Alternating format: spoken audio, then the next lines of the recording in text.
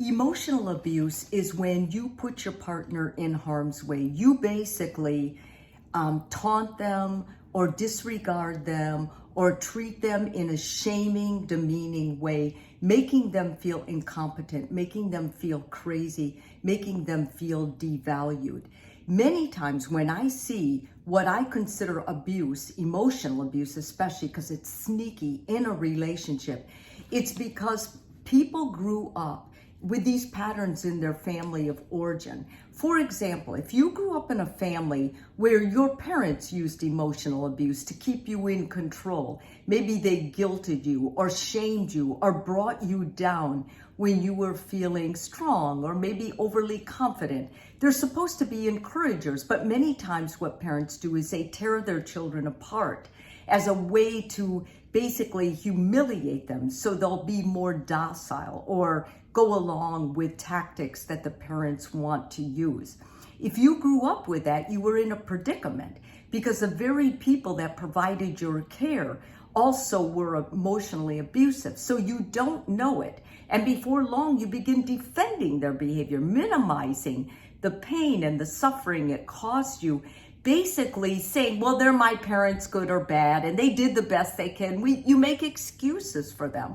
Well, when you get in a relationship, when you see these patterns from your partner, you go back to how you were as a kid, and you begin minimizing it or making excuses. Well, they were tired, or they had a bad day, or I get it, they were upset, I was being annoying. Let me say very clearly, there is never a reason someone who loves you should emotionally abuse you.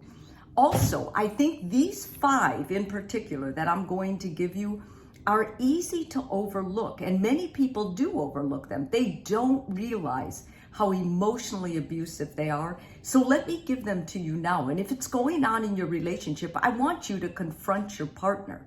I want you to consider getting counseling so that you can rebuild your self-esteem, your confidence. And if you're only dating this person and this person refuses to change, I would tell you that you should exit the relationship.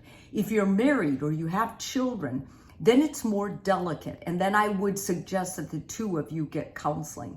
Let me go through these 5 now. The first one, the silent treatment. The silent treatment is an immature, passive-aggressive way of telling your partner you're angry.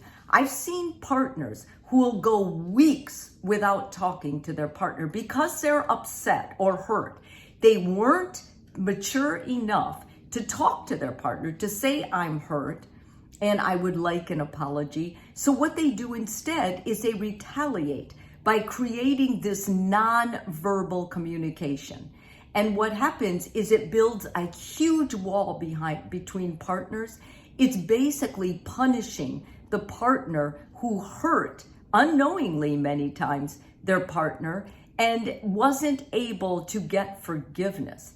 If you get the silent treatment from your partner, know that this is not your fault. This is your partner's inability to handle their anger or hurt maturely. They need therapy. And if you're married to them, you're both going to need therapy because you need to see the triggers and you need to work around it. And both of you need to talk and work out areas of forgiveness.